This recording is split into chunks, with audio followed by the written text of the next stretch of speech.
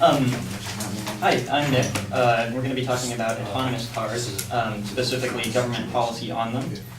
Before I get into the details of our actual policy, I'll discuss our significance, inherency, and solvency claims. So our significance claim is that roughly 40,000 people are killed yearly in car accidents in the United States, and that number is increasing annually, according to the IIHS.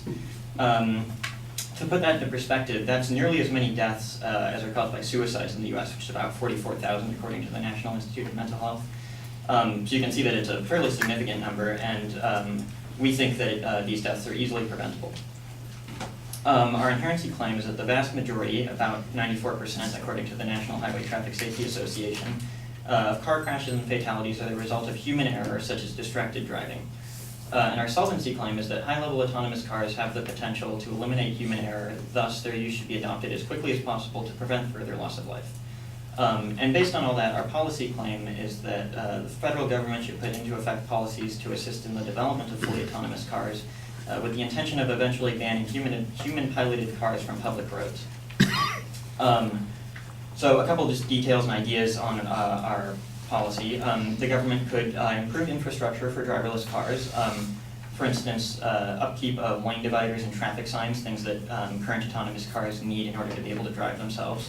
They could incentivize the purchase of autonomous cars through financial benefits, much like systems in place currently for electric vehicles.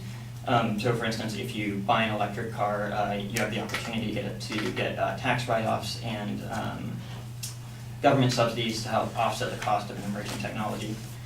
And finally, the government could implement strict standards and laws on the use of safety systems in cars, autonomous cars, which I'll get into more in a moment.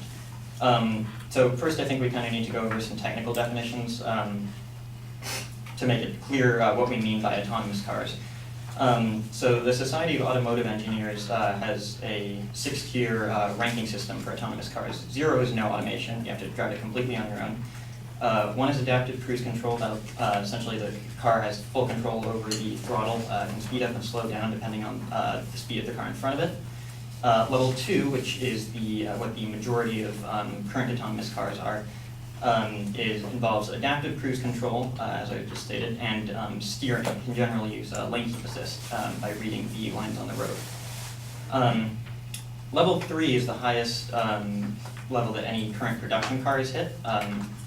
The newest version of the Audi A8 now has level 3. That involves low-speed traffic navigation, so it can actively avoid other traffic. But it needs to have the driver prepared to intervene in case of adverse conditions. So level 4 and 5 are where we're really getting into truly autonomous cars. Level 4 involves possible driver intervention, but it's very rare, so it still requires input devices like a steering wheel and pedals. Level 5 is essentially an extension of level 4. It's fully autonomous. The car technically does not need a human inside to drive it. And there's sort of misconception among drivers when it comes to autonomous cars because, as I said, most of the cars on the road right now that have some level of autonomous capability are level 2. And manufacturers of level 2 autonomous cars require that you keep your hands on the steering wheel and pay attention to the road in case you need to intervene.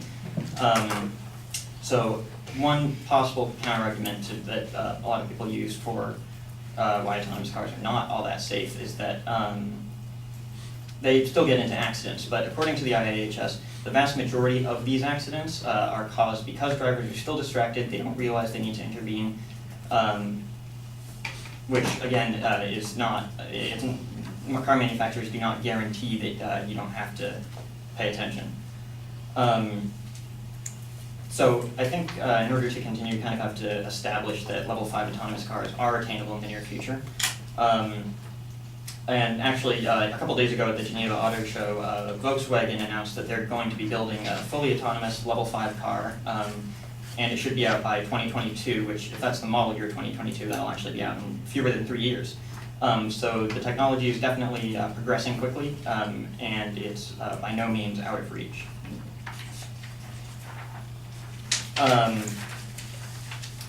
So as stated earlier, it's thought that autonomous cars will help drastically decrease crashes, particularly due to driver distraction. So as stated earlier, 94% of car crashes are caused by driver error. And according to a sort of compilation of studies by The Atlantic, autonomous cars, if implemented fully, will prevent at least 90% of car accident deaths, and that is roughly 36,000 lives saved per year in the US alone. Other benefits of autonomous cars, which are sort of secondary to our main claim about lives saved, according to a study by Rutgers University, autonomous cars could help improve the flow of traffic. So there are a couple reasons for that. One, obviously, you don't have people tailgating each other. The speed limit could be increased, and those two things would result in a possible reduction in commute times and more efficient commute in terms of carbon footprint.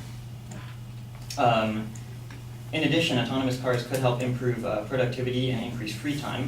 The average American spends roughly 12 days per year sitting in traffic.